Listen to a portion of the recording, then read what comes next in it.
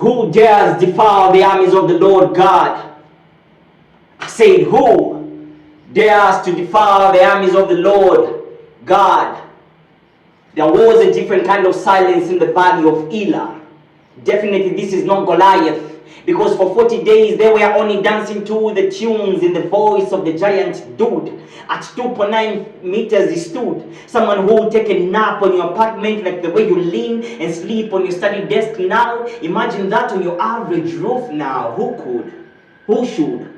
Who will stand against such a beast without his knees knocking each other like a child about to do some crazy dance moves now? Who could?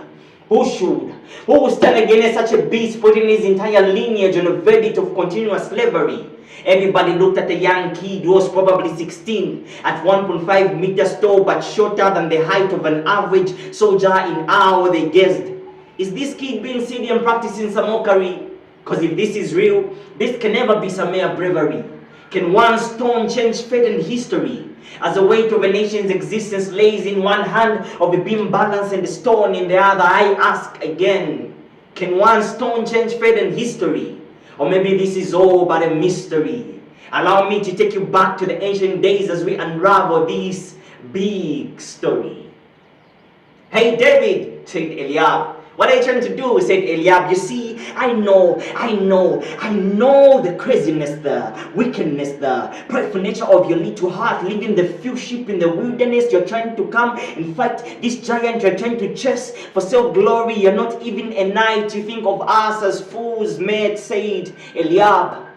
Little did Eliab know that David was being a good shepherd, leaving the sheep in the wilderness, grazing and asleep, already anointed as king. This is his kingdom, a must fight for and keep. Little did Eliab know that David was being a good shepherd, leaving the sheep in the wilderness, grazing and asleep. This is God's kingdom. This is his kingdom. He must fight for and keep. Little did Eliab understand why his little brother was a slayer of the lion and bear. When they came against his father's sheep, he smote them with his bare hands. And because God was always there with him, you see, nothing at this point, not even his eldest brother or the uncircumcised Philistine, away from his destiny would scare him. Truth be told, or dare him, his victory will be pronounced by future generations like a reverberating earthquake scream.